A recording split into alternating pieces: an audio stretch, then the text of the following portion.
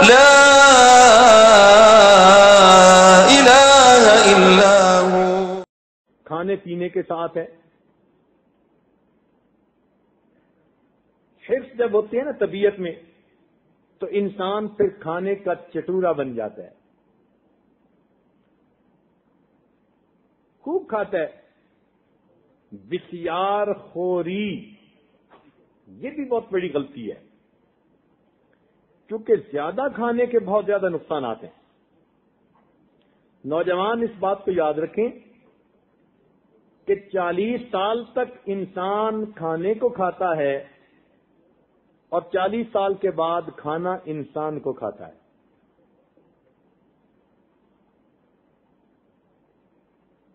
اس لیے آج کے دور میں زیادہ کھا کے مرنے والوں کی تعداد زیادہ ہے بنسبت فاقے سے مرنے والوں کے. جس سے دیکھو زیادہ کھانے کی بیماریوں میں مبتلا، blood pressure, sugar, heart problem, سب زیادہ کھانے کی بیماریاں. ان میں سے کوئی فاقے کی بیماری بھی ہے؟ کوئی فاقے کی بیماری نہیں. تو زیادہ کھا کے مرنے والی بیماریاں آج زیادہ ہیں.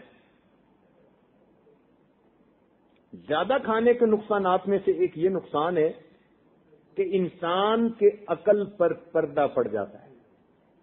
آپ نے دیکھا ہوگا انسان جب خوب پیٹ بھر کے کھاتے ہیں نا تو نیند آتی ہے، جو ڈٹ کے کھاتا ہے وہ جم کے سوتا ہے.